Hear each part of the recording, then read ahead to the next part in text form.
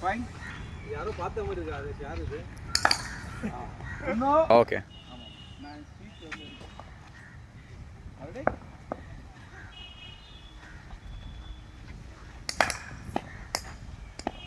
Nice, much better.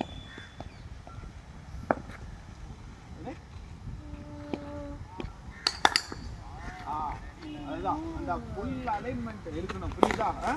Concentrate வந்து ஃபுல்லாக இருந்ததுனாலே நீ சக்ஸஸ். ஓகேவா? இந்த செட்டு நல்லா இருக்கு. ஆல்ரெடி இல்லை, பிளைண்ட் ஆயிடுச்சு, புரியுதா? கிட்ட வர சொல்ல விட்டுடுற. ஓகேவா? ஆல்ரெடி இல்லை இல்லை, இது புல்டாஸா ஆடி இருக்கு. பரவாயில்ல. ஓகேவா? ஆல்ரெடி இல்லை, அதுதான்மா ஃபுல் டெப்த்து உள்ளரையே வந்து இருக்கணும்.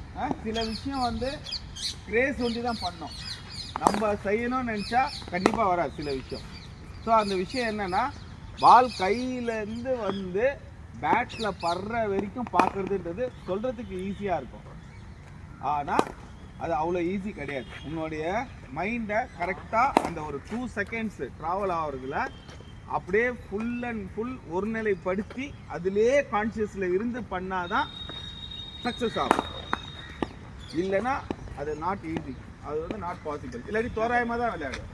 நீ எப்போ நீ வந்து உள்ளற வரைக்கும் கவனம் செலுத்தி அந்த கண்ணு பார்க்க என்ன ஆகும்னா, பிரெயினை வந்து ஆட்டிடியூட் வந்து அது கொடுக்கும். அது இதை செய் அது செய்யணும், அது வந்து உன்னை டிக்டேட் பண்ணும்.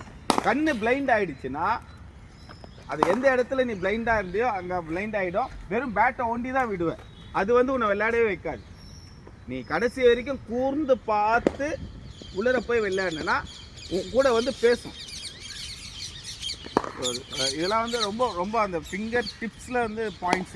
இதுதான் பாடி வந்து அலைன்மெண்ட் வந்து பண்ண வைக்கும்.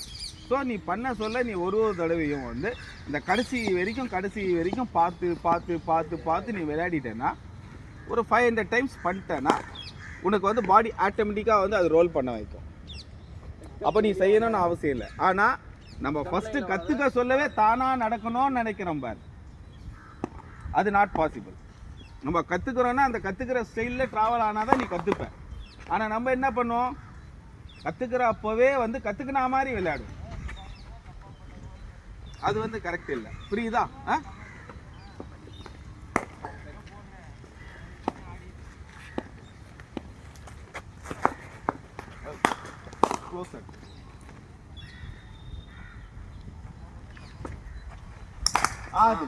Fine, super.